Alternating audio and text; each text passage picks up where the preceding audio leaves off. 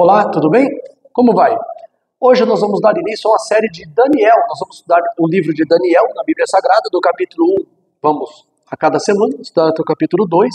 Vamos então começar o nosso estudo. Daniel, capítulo 1. Acompanhe-nos, por favor, se você tiver uma Bíblia, abra sua Bíblia e siga-nos nos versos. Nós temos aqui então Daniel, capítulo 1, verso 11. Ou melhor, verso 1, perdão. Está escrito: no terceiro ano do reinado de Jeoiaquim, rei de Judá, veio Nabucodonosor, rei da Babilônia, a Jerusalém e a sitiou. Então, o verso 2. O Senhor, aqui está Adonai, o Eterno, entregou a Jeoiaquim, rei de Judá, e toda a cidade cativos nas mãos de Nabucodonosor. Verso seguinte.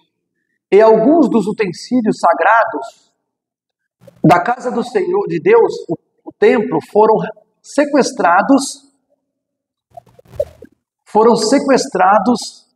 Só um minuto, gente. Entrou alguma coisa aqui, um tipo de notificação no celular. Isso, já voltou aqui. Só um instante. Eu acho que já voltou. Peraí. Pronto. Você tem que tirar as notificações, senão... Vamos lá. Até alguns dos utensílios sagrados da casa de Deus, do templo, foram sequestrados e levados para o templo do Deus de Nabucodonosor, nas terras de Sinear, isto é, região da Babilônia, e os depositou reverentemente na casa do tesouro, aliás, né, da sua divindade, do seu Deus. Né?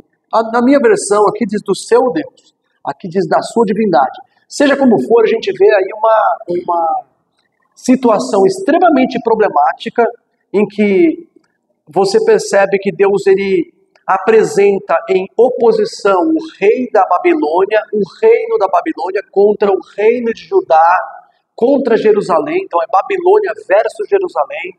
Tem o povo de Deus versus o povo cananeu, né, o povo caldeu, né, que invadiu Jerusalém, que tomou os utensílios sagrados da casa do Deus da Bíblia, né, o Deus verdadeiro, o Deus do céu e da terra, e levou para o Deus falso, para a terra dos caldeus, a Babilônia, para a terra de Sinear. E aí a gente percebe uma oposição. Nós temos aí rei e reinado dentro desses versos, de 1 a 3.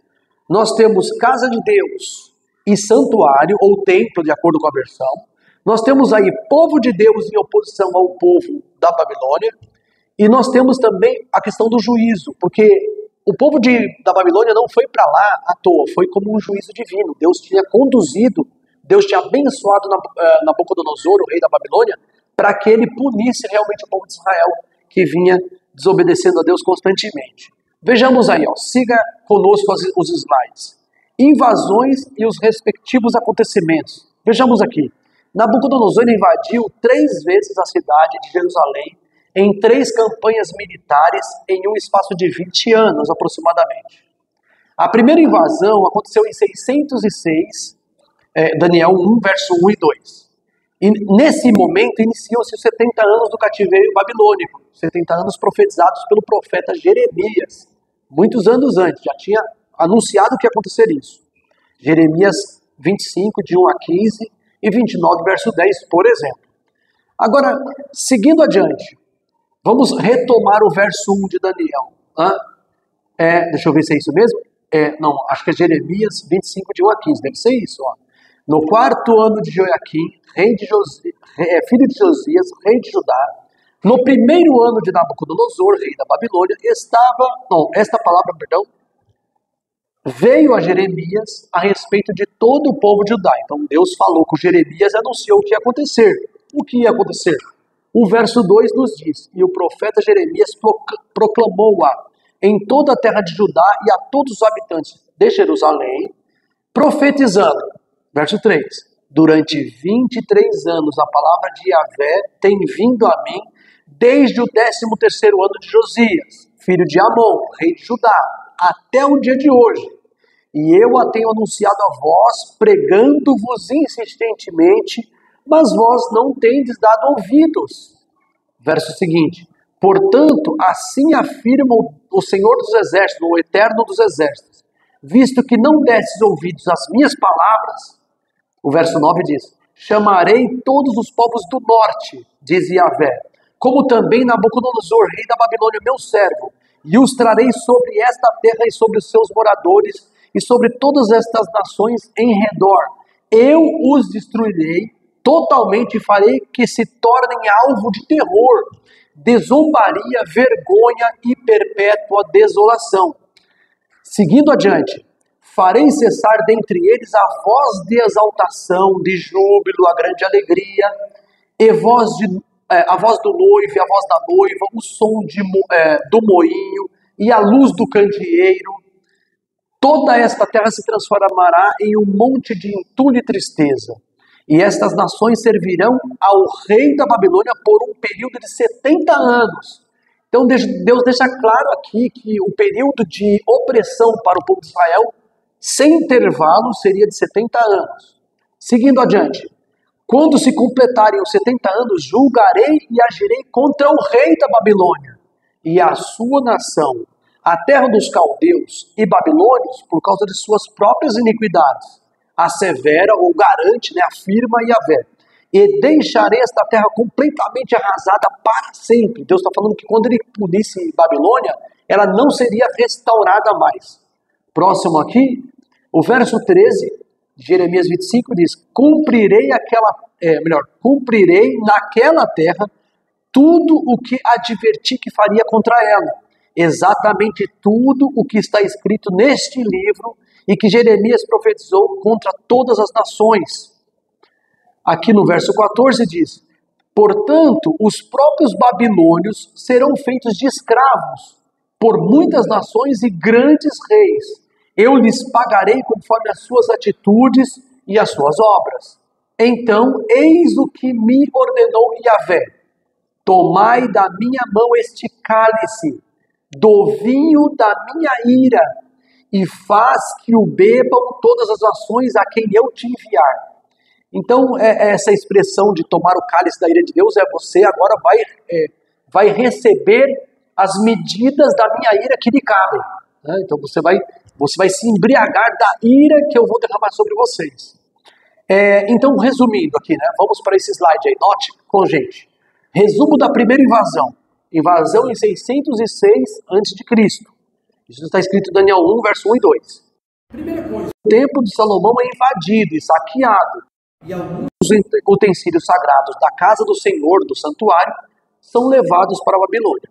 Segunda coisa, iniciam-se os 70 anos de cativeiro babilônico. Por que se fala de cativeiro babilônico? Porque Israel estaria cativo na Babilônia. E item C, Jeremias torna-se o profeta dos sobreviventes em Jerusalém subjugada. Então todos vão para a Babilônia, só que o Jeremias ele é até tratado bem pelo Nabucodonosor. Ele continua livre em Jerusalém. Inclusive ele tinha uma reserva de dinheiro, ele compra um lote de terra lá, como querendo dizer assim, que ele deposita esperança naquele retorno de 70 anos, etc. Vamos seguir adiante. Segunda invasão. Invasão em 597 a.C. e o registro está em 2 Reis 24, verso 1 e 2, como nós vamos conferir agora. Acompanhe conosco. Eu vou repetir a passagem, se você quiser acompanhar na sua Bíblia e conferir aí com você.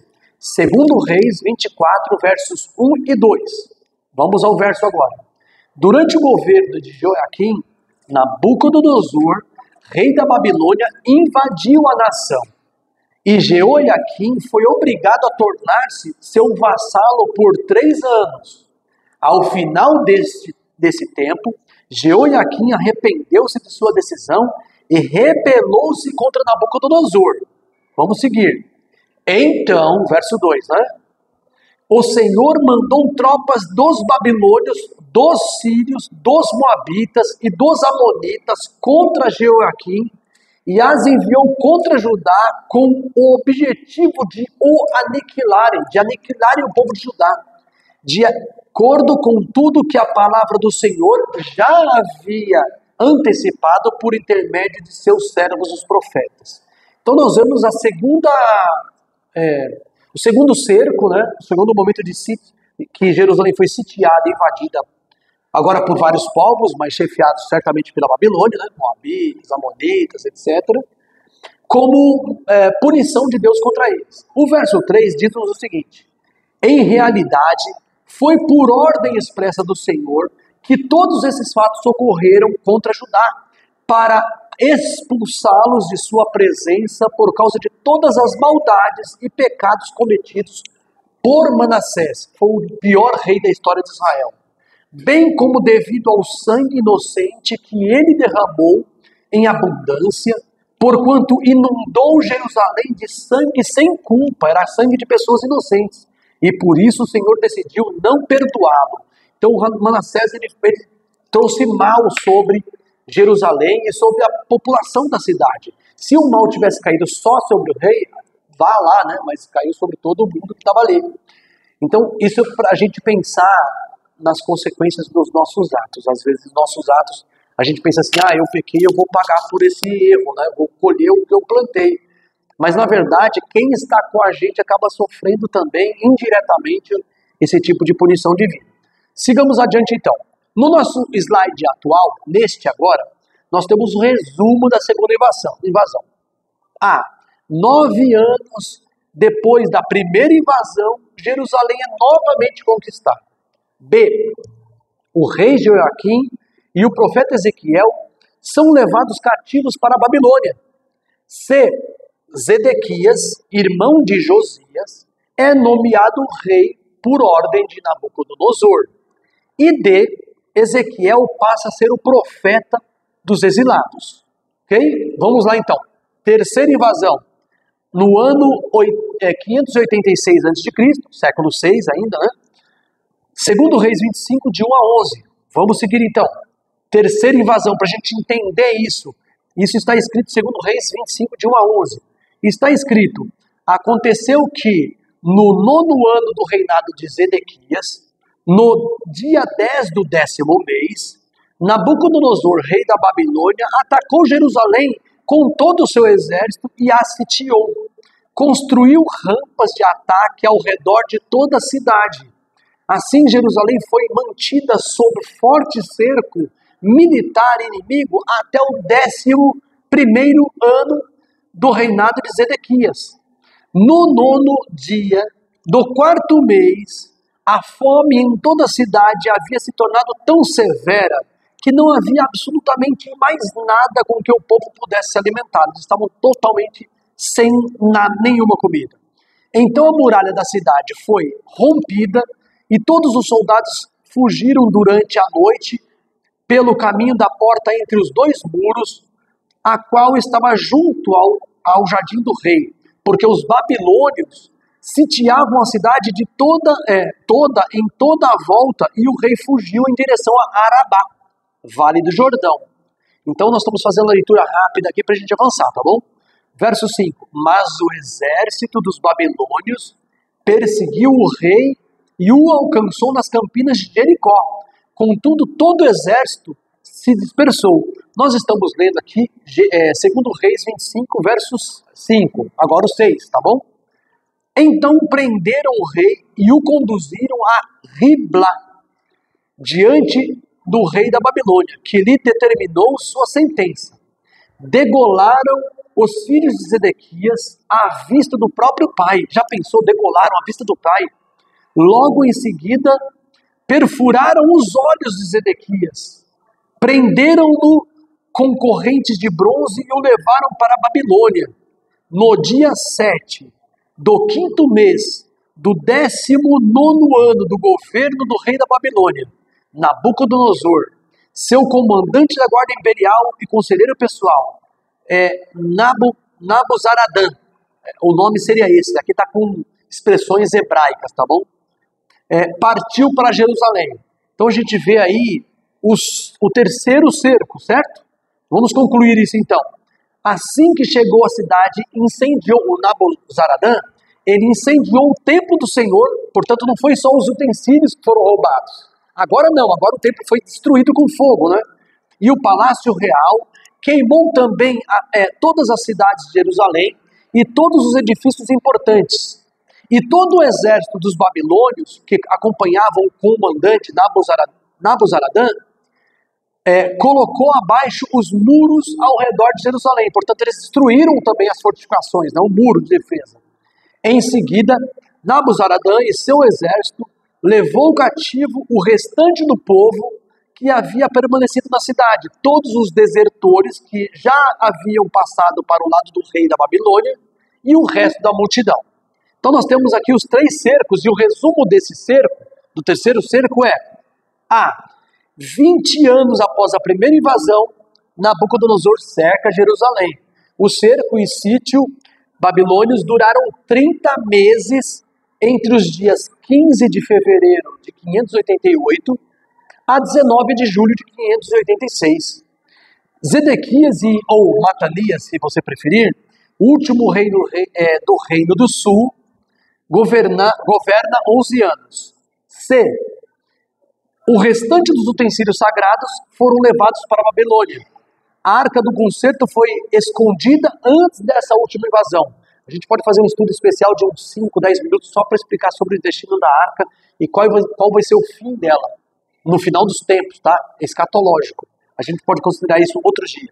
Eu estou já lançando essa para você buscar interagir com a gente e ver aí, se você quer ouvir esse estudo, se você quiser, coloque ali nos comentários para a gente poder interagir e voltar com o estudo programado para isso, ok? Então nós temos aqui um pouquinho mais do resumo. Item D, Jeremias passou a ter proteção pessoal de Nabucodonosor. Já pensou, o profeta está sendo protegido pelo rei pagão. Item E, os filhos de Zedequias, o último rei de Judá, foram decapitados na frente do seu pai. Ele assistindo à morte dos filhos decapitados, arrancando a cabeça de filho a filho. Já pensou que tragédia? Não era melhor ter obedecido a Deus, feito o que Deus tinha mandado? Item F. Os olhos do rei Zedequias foram furados e em seguida ele foi levado cativo para a Babilônia. Item G. Neste ano, 586, termina o reinado de Judá, o Reino do Sul, segundo Crônicas 36, de 16 a 21. Então, o fim do Reino do Sul. Assim, o Reino do Sul, Judá e, se não me engano, Manassés, chegou ao seu fim em 586. Foram 325 anos de duração, com 19 reis e uma rainha governando Jerusalém. Apenas 4 reis empenharam-se em reformar a nação que havia abandonado os princípios da fé, né? Havia apostatado. Os 4 reis bons são Asa, Josafá, Ezequias e Josias. É um bom resumo aqui, né? De 1 a 3, né? Bem fundamentado, bem estudado. Agora, pontos positivos. Primeiro, o cativeiro babilônico teve a função de repreender o povo de Judá de sua rebeldia. Item 2. A idolatria não fez parte do povo de Judá após o cativeiro da Babilônia, ou seja, o povo de Judá parou de ser idólatra. Ou seja, tiveram que primeiro arcar com uma dor tão grande para deixar de ser idólatra. Não seria melhor que a pessoa aceitasse a verdade sem nenhuma dor? Não é? O item 3, a Páscoa passou a ser novamente celebrada e o serviço do templo ele foi restabelecido. Pontos positivos. A arca foi escondida. Esse é assunto para outro estudo, não vou passar agora. Mas se tiver algum detalhe aqui no nosso estudo, a gente vai considerar. Olha ali, ó, a história da redenção já está passando. Rapaz, eu não estava preparado para isso. Vamos lá. O História da Redenção fala sobre isso na página 195. É maravilhoso esse texto. Se você for adventista, se não for, você pode procurar na Play Store EGW Writings. EGW Writings, é W-R-I-T-H-I-G-N-G, uma coisa, G-N, acho. Writings, uma coisa assim, né? G-S. Você abaixa o aplicativo, lá tem todos os livros que você pode consultar. Você procura a História da Redenção, clica no livro e procura a página 195. Você vai ver esse texto aqui. Olha o que está escrito. Por causa da transgressão de Israel aos mandamentos de Deus e seus atos ímpios, Deus permitiu que eles fossem levados em cativeiro para humilhá-los e puni-los. Antes do templo ser destruído, Deus fez saber a alguns de seus fiéis servos o destino do templo, que o templo seria invadido, destruído, que os utensílios seriam roubados. O orgulho de Israel, por eles referido como idolatria, ao mesmo tempo que estavam pecando contra Deus. O que aconteceu na sequência? Olha o que aconteceu aqui, próximo slide. Também lhes revelou o cativeiro de Israel. Então Deus falou para os servos dele que Israel seria levado cativo. Estes homens justos, exatamente antes da destruição do templo, e com lamento e tristeza, não, melhor, antes da destruição do templo, removeram a sagrada arca que continha as duas tábuas de pedra, e com lamento e tristeza, agora sim, esconderam-na numa caverna onde devia ficar escondida do povo de Israel por causa de seus pecados, para jamais ser-lhes restituída. Essa arca nunca vai voltar a ser de Israel. A arca da lei de Deus nunca vai voltar a ser de Israel. Agora note agora. Esta sagrada arca, isso está sublinhado no slide, hein? Presta atenção.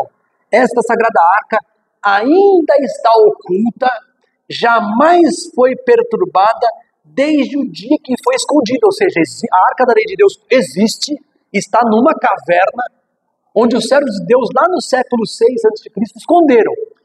Agora, detalhe, deixa eu ver se vai falar aqui. Não.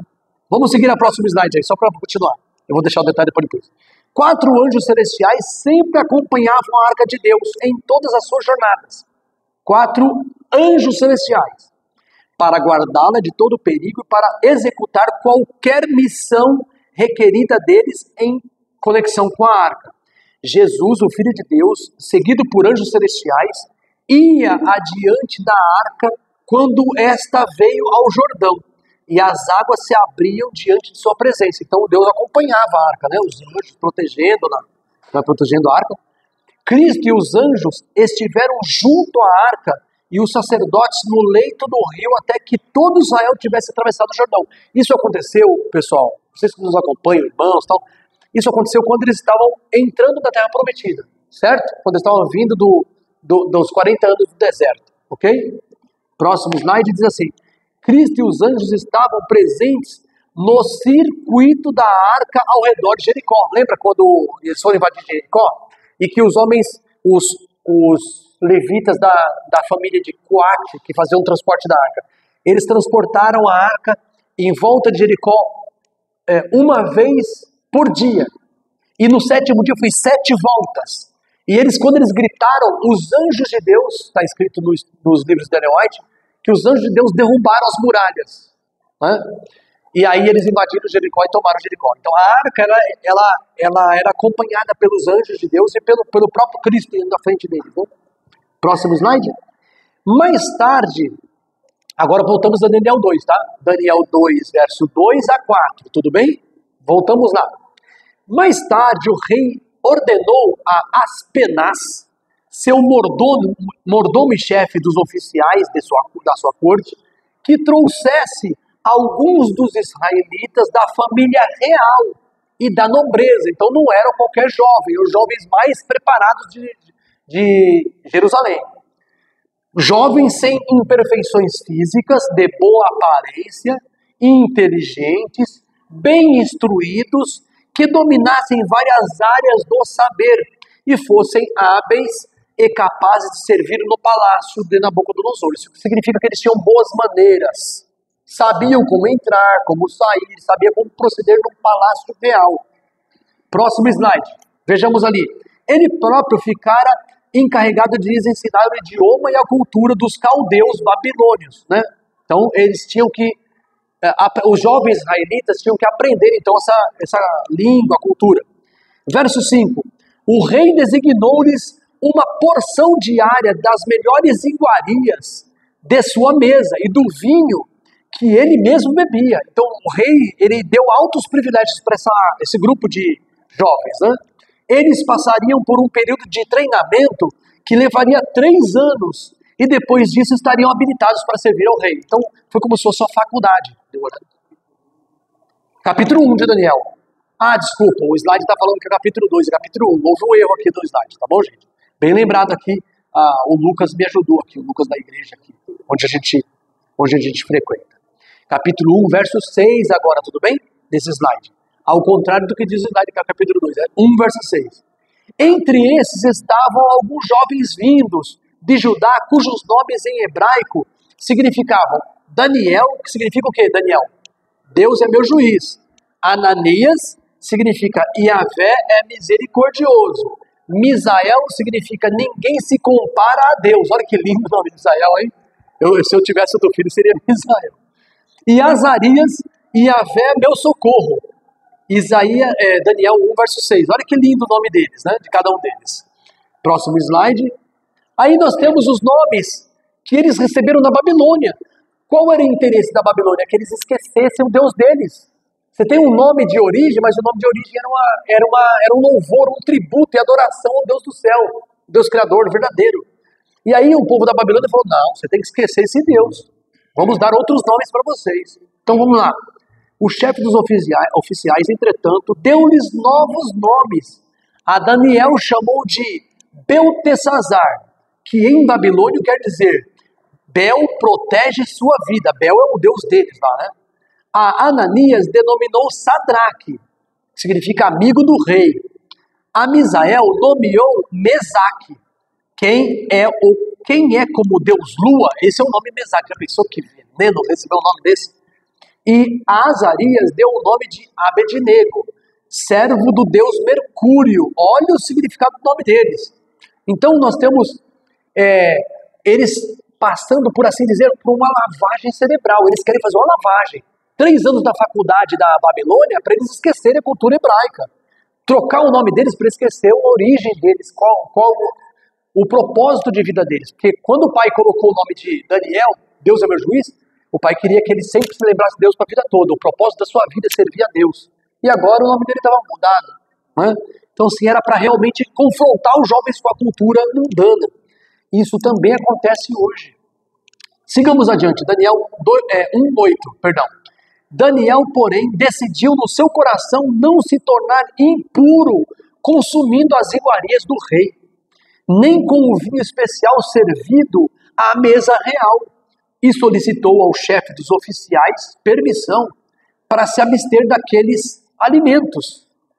E o Senhor Deus fez, aqui está Elohim, né? Fez com que o chefe dos oficiais fosse bondoso para com Daniel e demonstrasse consideração para com ele. Próximo verso, verso 10. Todavia, aquele mordomo advertiu a Daniel, dizendo, tenho medo do meu senhor, o rei, que determinou a vossa comida e vossa bebida.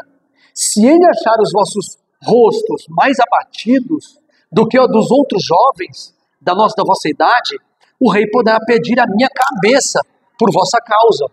Então, devido à má alimentação, eles poderiam ter um treinamento deficitário, entendeu? De modo que eles tinham que ter cuidado com isso. Aí o que aconteceu? Diz assim, deixa eu ver aqui, próximo. Então Daniel disse ao encarregado designado pelo chefe dos oficiais para cuidar de Daniel, Ananias, Misael e Azarias. Disse o seguinte, peço-te que faças uma experiência, um teste com os teus servos por 10 dias, dando-nos apenas legumes para comer e água para beber. Só isso. Nos dê isso. Faça um teste. Você não precisa correr o risco de morte, né? Vamos fazer um teste. Vejam o que aconteceu. Depois compare a nossa aparência com a dos jovens que comem as iguarias da mesa do rei e trate os teus servos conforme a tua observação e juízo. Assim ele atendeu ao pedido de Daniel e observou a experiência proposta por 10 dias. Resultado da situação. Como Daniel honrou a Deus, Deus honrou a Daniel e seus amigos. Né? Como eles honraram a Deus, não se contaminando com a comida do rei Nabucodonosor, Deus honrou-os na fidelidade.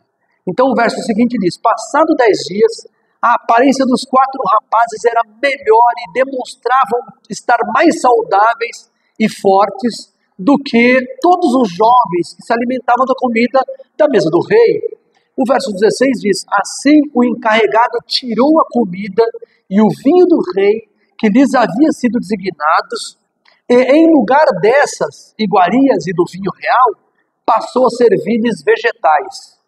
Próximo slide diz assim, no caso desses 4 jovens, aprove a Deus, quer dizer, Deus ele manifestou prontidão em lhes abençoar com especial sabedoria e inteligência em toda a cultura e ciência. E Daniel ainda recebera algo mais. Olha que coisa especial. Sabia interpretar sonhos e visões de todos os tipos. De modo que esses jovens, eles foram preparados por Deus, claro, que eles se consagraram, para Deus os usar na Babilônia. Qual era o objetivo de Deus?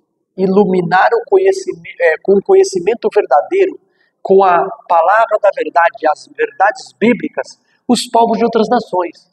Era para Israel fazer isso, era para Judá fazer isso. Mas como eles viviam fechadinho no seu mundo e mesmo assim abandonando a fé, Deus deu um jeito de punir pelo pecado e ainda assim levar os fiéis para a Babilônia e usar os fiéis da Babilônia para disseminar a verdade. Deus quer que nós sejamos propagadores dessa verdade, mensageiros. Deixa eu terminar aqui o capítulo, diz no verso 18. Então, passado o tempo que o rei havia determinado para a preparação dos jovens servos, o chefe dos oficiais os trouxe à presença do rei Nabucodonosor e os apresentou. Vejamos agora. O rei conversou com eles e não encontrou ninguém que se comparasse a Daniel, de modo que eles passaram a servir o rei pessoalmente. Olha que coisa impressionante. Deus abençoou esses jovens. Olha como a história vai terminar. E o rei concluiu que eram 10 vezes mais sábios e instruídos do que todos os magos, místicos e adivinhos que haviam em todo o reino da Babilônia. E isso em todos os assuntos e matérias referentes ao saber e ao discernimento, sobre os quais o rei os inquiriu diligentemente. Parece que o rei fez um teste minucioso, e eles sabiam 10 vezes mais do que qualquer um dos sábios, dos magos e dos adivinhos. Coisa impressionante, não é? Assim, diz o verso 21, Daniel permaneceu como oficial do rei até o primeiro ano de Ciro, o imperador. Daniel 1, verso 21, tá bom? Não é 2 como está no slide, tá bom? Mas assim nós terminamos o nosso estudo de Daniel 1. E nós podemos aprender muitas lições. Mas nós queremos deixar um convite para vocês. Se você tem alguma questão, alguma pergunta que você gostaria de nos fazer sobre o capítulo 1, que você comentasse aí, que você desse o triplo C, que é o comentar, curtir e compartilhar. Se você gostou do vídeo, compartilhe com seus amigos, com seus grupos de WhatsApp, de amigos, de irmãos da igreja, e que faça votos de continuar conosco estudando os 12 capítulos de Daniel, e na sequência nós vamos estudar também os 22 capítulos de Apocalipse. Vamos fazer, provavelmente, eventualmente, vamos fazer algum estudo diferente nessa série, e espero que todos possam nos acompanhar e ser abençoados. Deus abençoe a todos, um abraço, até mais.